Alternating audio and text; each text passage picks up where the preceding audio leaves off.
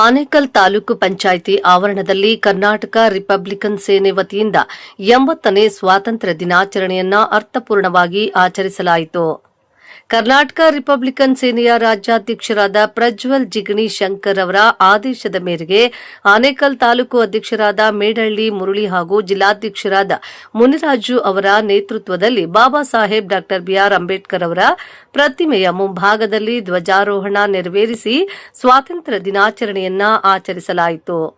ಈ ಸಂದರ್ಭದಲ್ಲಿ ರಾಜ್ಯ ಉಪಾಧ್ಯಕ್ಷರಾದ ಡಾ ದಲಿತ್ ಚಿನ್ನಪ್ಪ, ರಾಜ್ಯ ಪ್ರಧಾನ ಕಾರ್ಯದರ್ಶಿಗಳಾದ ಕೊಂಪಲಘಟ್ಟ ರವಿ, ಜಿಲ್ಲಾ ವಿಭಾಗೀಯ ಅಧ್ಯಕ್ಷರಾದ ದೊಡ್ಡ ಹಗಡೆ ಯಲ್ಲಪ್ಪ, ರೈತ ಮೋರ್ಚಾ ಅಧ್ಯಕ್ಷರಾದ ಜಯರಾಮ್, ಕಲಾ ಮಂಡಳಿ ನಾಗರಾಜ್, ಸೊಪ್ಪಳ್ಳಿ ಬಸವರಾಜು, ಬಸಾಪುರ ಕೃಷ್ಣ ಸೇರಿದಂತೆ ಕರ್ನಾಟಕ ರಿಪಬ್ಲಿಕನ್ ಸೇನೆಯ ಹಲವು ಪದಾಧಿಕಾರಿಗಳು ಹಾಗೂ ಕಾರ್ಯಕರ್ತರು ಉಪಸ್ಥಿತರಿದ್ದರು.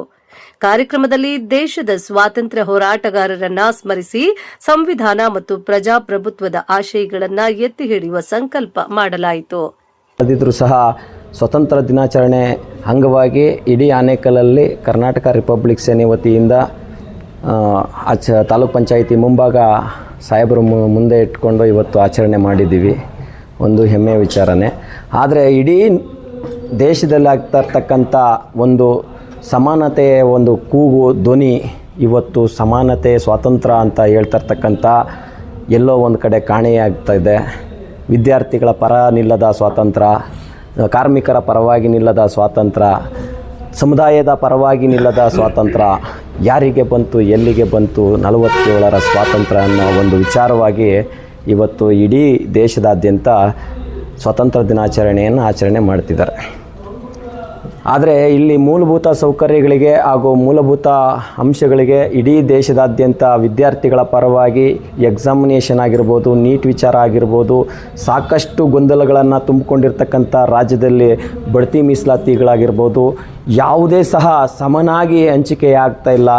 ಇಡೀ ಭಾರತ ದೇಶದಲ್ಲಿ ಸುಮಾರು ಕೆಳವರ್ಗದವರು ಸಾಕಷ್ಟು ವಿಚಾರಗಳಲ್ಲಿ ಇವತ್ತು ನಾವು ಹಿಂದೆ ಬಿದ್ದಿದ್ದೀವಿ. ಆದರೂ ಯಾರಿಗೆ ಬಂತು, ಎಲ್ಲಿಗೆ ಬಂತು 47ರ ಸ್ವಾತಂತ್ರ್ಯ ಅನ್ನೋ ಒಂದು ಕೂಗು ಕಾಡ್ತಾ ಇದೆ, ಮನಸ್ಸಲ್ಲಿ ನೋವು ಕಾಡ್ತಾ ಇದೆ. ಇನ್ನೂ ಸಮಾನತೆ ಸಿಗಲಿಲ್ಲ. ಅದರ ವಿರುದ್ಧವಾಗಿ ಕರ್ನಾಟಕ ರಿಪಬ್ಲಿಕ್ ಸೇನೆ ತಾಲೂಕಿನಾದ್ಯಂತ ಹೋರಾಟಗಳನ್ನು ರೂಪಿಸ್ತಾ ಇದ್ದಾವೆ. ಯಾಕಂದರೆ ಇಲ್ಲಿ ಯಾರ ಪರವಾಗಿ ಧ್ವನಿ ಎತ್ತಬೇಕು ಅಂತ ಅರಿವೇ ಆಗದಂತೆ ಸಾಮಾಜಿಕವಾಗಿ ಜನಪರವಾಗಿ ಹೋರಾಟಗಳನ್ನು ಹಮ್ಮಿಕೊಂಡು ಮುಂದಿನ ದಿನಗಳಲ್ಲಿ ಒಂದು ಸ್ವಾತಂತ್ರ್ಯಕ್ಕೋಸ್ಕರ ನಾವು ಹೋರಾಡೋಣ ಅಂತ ಹೇಳ್ತಾ ನನ್ನ ಮಾತು ಮುಗಿಸ್ತೀನಿ. ಜೈ ಭೀಮ್. ಬಂಧುಗಳೇ, ಈ ದೇಶಕ್ಕೆ, ಭಾರತ ದೇಶಕ್ಕೆ ಸ್ವಾತಂತ್ರ್ಯ ಬಂದು 80 ವರ್ಷಗಳು ಕಳೆದಿದೆ. ಶಿಕ್ಷಣ ಪಡೆಯಿರಿ, ಸಂಘಟಿತರಾಗಿರಿ, ಹೋರಾಟ ಮಾಡಿ. ನಮ್ಮ ಹಕ್ಕುಗಳನ್ನು ನಿಜವಾದ ಸ್ವಾತಂತ್ರ್ಯ ಬಂದಿದ್ದು ಯಾವಾಗಂದರೆ ನಮ್ಮ ಹಕ್ಕುಗಳನ್ನು ನಿಜವಾದ ಜ್ಞಾನ ಮತ್ತು ಸಾಮಾಜಿಕ ಸಮಾನತೆ ಯಾವಾಗ ಎಲ್ಲಿ ಕೊಡ್ತಾರೋ ಅದು ನಮ್ಮ ದೇಶದ ಸ್ವಾತಂತ್ರ್ಯ. ಡಾಕ್ಟರ್ ಬಾಬಾ ಸಾಹೇಬ್ ಅಂಬೇಡ್ಕರ್ ಅವರು ಈ ದೇಶಕ್ಕೆ ಕೊಡುಗೆ ಏನಾದರೂ ಕೊಟ್ಟಿಲ್ಲ ಅಂದರೆ ಈ ದಲಿತ ಜನ ಏನಾಗ್ತಾಯಿದ್ರು ಅಥವಾ ಎಲ್ಲಿರ್ತಾಯಿದ್ರು ಅನ್ನೋದೇ ಒಂದು ಯಕ್ಷ ಪ್ರಶ್ನೆ ಆಗಿದೆ. ಏನಪ್ಪ ಅಂದರೆ ಸ್ವಾತಂತ್ರ್ಯ ಬಂದು 80 ವರ್ಷ ಕಳೆದ್ರೂ ಈ ದೇಶದಲ್ಲಿ ಸಮಾನತೆ ಸಿಕ್ಕಿಲ್ಲ, ಅವರವರ ಹಕ್ಕುಗಳು ಸಿಕ್ಕಿಲ್ಲ, ನಮಗೆ ಸ್ವಾತಂತ್ರ್ಯವಾಗಿ ಓಡಾಡೋಕ್ಕೆ ಒಂದು ಹಕ್ಕು ಸಿಕ್ಕಿಲ್ಲ. ಈ ದೇಶದಲ್ಲಿ ಅನ್ಯಾಯಗಳು ನಡೀತಾ ಇದೆ, ಅಥವಾ ಒಬ್ಬ ವಿದ್ಯಾರ್ಥಿಗಳಿಗೆ ಅನ್ಯಾಯ ಆಗ್ತಾಯಿದೆ, ಒಬ್ಬ ದಲಿತರಿಗೆ ಅನ್ಯಾಯ ಆಗ್ತಾಯಿದೆ.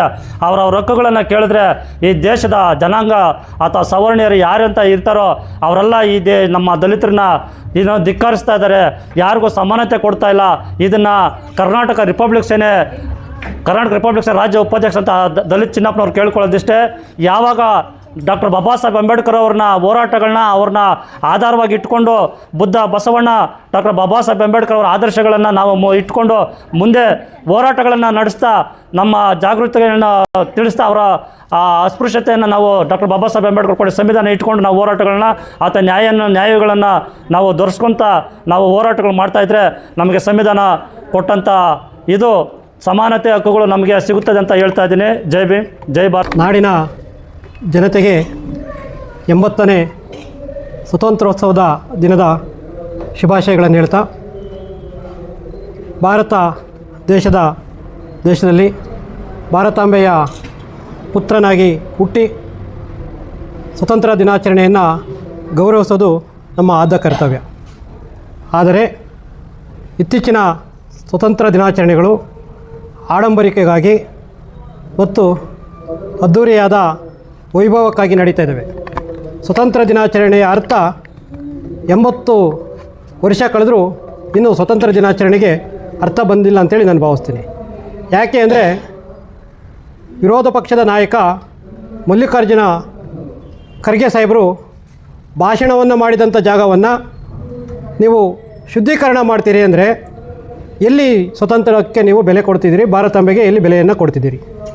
ವಿರೋಧ ಪಕ್ಷದ ನಾಯಕನೇ ನೀವು ಜಾತಿ ತಾರತಮ್ಯದಲ್ಲಿ ಅವರು ಓಡಾಡಿದ ಜಾಗವನ್ನು ಶುದ್ಧಿ ಮಾಡ್ತೀರಿ ಅಂದರೆ ಸಮಾಜದ ಕಟ್ಟಕಡೆಯ ಅಸ್ಪೃಶ್ಯ ವ್ಯಕ್ತಿಯನ್ನು ನೀವು ಯಾವ ರೀತಿ ನಡೆಸ್ಕೊಳ್ತೀರಿ? ಇಂದು ನಾವೆಲ್ಲ ಒಂದು ಅಂತೀರಿ, ಆದರೆ ಇಂದು ನಾವೆಲ್ಲ ಒಂದು ಅನ್ನೋ ನೀವು ನಿಮ್ಮ ಮನಸ್ಸುಗಳಲ್ಲಿ ಕೊಳಕು ಜಾತಿ ತುಂಬಿಕೊಂಡಿದೆ. ಇವತ್ತು ಅಸ್ಪೃಶ್ಯರು ಒಂದು ವಾಚನ್ನು ಕಟ್ಟಿದ್ರೆ ಕೈನ ಕಡಿತೀರಿ, ಮದುವೆಯಾಗಿ ಕುದುರೆ ಮೇಲೆ ಹೋದರೆ ಅವ್ರನ್ನ ಬಹಿಷ್ಕಾರವನ್ನು ಮಾಡ್ತೀರಿ. ಆದರೂ ಆಡಂಬರಿಕೆಯಾಗಿ ನಾವು ಸ್ವತಂತ್ರ ಭಾರತದಲ್ಲಿ ಇದ್ದೀವಿ ಅಂತೇಳಿ ಸ್ವತಂತ್ರ ದಿನಾಚರಣೆಗಳನ್ನು ಮಾಡ್ತೀರಿ. ನಿಜವಾದ ಸ್ವತಂತ್ರ ಸಿಗಬೇಕಾದ್ರೆ ಜಾತಿ ತಾರತಮ್ಯಗಳು ತೊಲಗಬೇಕಾಗಿದೆ. ಇನ್ನೊಂದು ಕಡೆ ಮಾನ್ಯ ಹೈಕೋರ್ಟ್ನ ನ್ಯಾಯಮೂರ್ತಿ ಸಂತೋಷ್ ಹೆಗ್ಡೆ ಅವರು ಹೇಳ್ತಾರೆ, ಅವರು ಲೋಕಾಯುಕ್ತರು ಸಹ ಆಗಿದ್ದರು, ಅವರಿಗೆ ಸಾಮಾಜಿಕ ಪರಿಜ್ಞಾನ ಭಾಳಷ್ಟು ಇದೆ ಅಂತೇಳಿ ಅವ್ರನ್ನ ಒಪ್ಕೊಳ್ತಾಯಿದ್ರು. ಆದರೆ ಆ ಮನುವಾದಿ ನ್ಯಾಯಾಧೀಶ ಹೇಳ್ತಾನೆ ಮೀಸಲಾತಿಯನ್ನು ತೆಗೀರಿ ಅಂತ. ಮೀಸಲಾತಿಯನ್ನು ತೆಗೆದ್ರೆ ನೀವು ಮುನ್ಸಿಪಾಲ್ಟಿ ಕೆಲಸ ಯಾರು ಮಾಡ್ತಾರೆ? ಸ್ಮಶಾನಗಳಲ್ಲಿ ಗುಂಡಿ ಯಾರು ಹೊಡಿತಾರೆ? ಹೆಣ ಸತ್ತಾಗ ತಮಟೆಯನ್ನು ಯಾರು ಹೊಡಿತಾರೆ? ಮಿಸ್ಟರ್ ಸಂತೋಷ್ ಹೆಗ್ಡೆ ಅವರೇ, ನೀವು ಬಲಿತ ಜನ ಬೇಕಾದಷ್ಟು ಮಾಡ್ಕೊಂಡಿದ್ದೀರಿ. ಬಡವರ್ಗದ ಜನ ಒಂದೊತ್ತಿನ ಊಟಕ್ಕೂ ಪರದಾಡ್ತಿದ್ದಾರೆ. ಇವತ್ತು ಕೂಲಿ ಮಾಡೋಕ್ಕೂ ಕೂಲಿಗಳು ಸಿಗ್ತಾ ಇಲ್ಲ. ಅಂಥ ಸನ್ನಿವೇಶದಲ್ಲಿ ಮೀಸಲಾತಿಯನ್ನು ತೆಗಿಬೇಕು ಅಂತ ಹೇಳ್ತೀರಲ್ಲ, ಇದು ನಿಮ್ಮ ಮನುವಾದದ ಹುನ್ನಾರ. ನೀವು ಹೇಳ್ತೀರಿ ನಾವು ಸ್ವತಂತ್ರ ಭಾರತದಲ್ಲಿ ಬದುಕ್ತಾ ಇದ್ದೀವಿ ಅಂತ. ಎಲ್ಲಿ ಬಂದಿದೆ ಸ್ವತಂತ್ರ? ಹೆಸರಿಗಾಗಿ, ಆಡಂಬರಕ್ಕಾಗಿ, ವಿಜೃಂಭಣೆಗಾಗಿ ಮಾಡ್ಕೊಳ್ಳೋದು ಸ್ವತಂತ್ರ ಅಲ್ಲ. ಆದರೆ ಸ್ವತಂತ್ರ ಬಂದ ದಿನವನ್ನು ನಾವು ಗೌರವಿಸ್ತೀವಿ. ಆದರೆ ಸ್ವತಂತ್ರ ಭಾರತದಲ್ಲಿ ನಡೀತಿರತಕ್ಕಂಥ ಈ ಕೃತ್ಯಗಳಿಗೆ ನಾವು ಧಿಕ್ಕಾರವನ್ನು ಹೇಳ್ತೀವಿ. ಈ ಕೊಳಕು ಮನಸ್ಥಿತಿಗಳಿಗೆ ಧಿಕ್ಕಾರವನ್ನು ಹೇಳ್ತೀವಿ. ಕೊಳಕು ಮನಸ್ಥಿತಿಗಳನ್ನು ಬಿಟ್ಟು ಉಳಿದಂತೆ ಸಮಸ್ತ ನಾಗರಿಕರು, ಭಾರತಾಂಬೆಯ ಮಕ್ಕಳು, ಶುದ್ಧ ಮನಸ್ಸಿನ ಪ್ರಜೆಗಳಿಗೆ ಸ್ವತಂತ್ರ ದಿನಾಚರಣೆಯ ಶುಭಾಶಯಗಳನ್ನು ಹೇಳ್ತೀನಿ. ಈಗ ನಮಗೆ ಸ್ವಾತಂತ್ರ್ಯ ಬಂದು 80 ವರ್ಷಗಳು ಕಳೆದ್ರೂ, ಸ್ವಾತಂತ್ರ್ಯ ಬಂದಿರೋ 80 ವರ್ಷ ಕಳೆದ್ರೂ ಇನ್ನೂ ನಮಗೆ ಸ್ವಾತಂತ್ರ್ಯ ಸಿಗಿಲ್ಲ, ಸಮಾನತೆ ಸಿಕ್ಕಿಲ್ಲ. ಕಾರಣ ಏನಂದರೆ ಇಲ್ಲಿ ಸ್ವಾತಂತ್ರ್ಯ ಬಂದು ಗಾಂಧೀಜಿ, ಮಹಾತ್ಮ ಗಾಂಧೀಜಿಯವರು ಮತ್ತು ಇತ್ತಿತ್ತರು ಎಲ್ಲ ಸೇರಿ ಸ್ವಾತಂತ್ರ್ಯ ತಂದು ಕೊಟ್ಟರು, ಒಂದು ಹೆಮ್ಮೆಯ ವಿಚಾರ.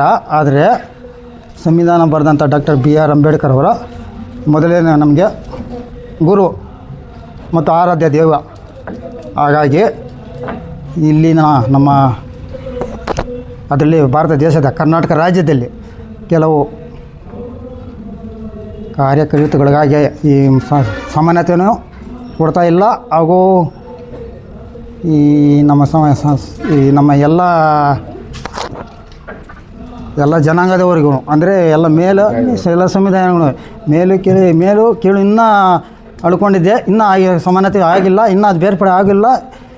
ಆದ್ದರಿಂದ ಇನ್ನೂ ಸಮಾನತೆಗೆ ಆಗಲಿ ನಾವೆಲ್ಲ ಸಂಘಟನೆಗಳು ಒಳಪಡೆಯಾಗಿ ನಾವು ಜೈ ಭೀಮ ಅಂಬೇಡ್ಕರ್ ಸಂಘಟನೆಯ KRS ಕರ್ನಾಟಕ ರಿಪಬ್ಲಿಕ್ ಸೇನೆ ವತಿಯಿಂದ ನಾವು ಕೆಲವು ಸಂಘಟನೆ ಪರಿವಾರದಿಂದ ನಾವು ಹೋರಾಟಗಳು ಹಮ್ಮಿಕೊಂಡಿರ್ತೀವಿ.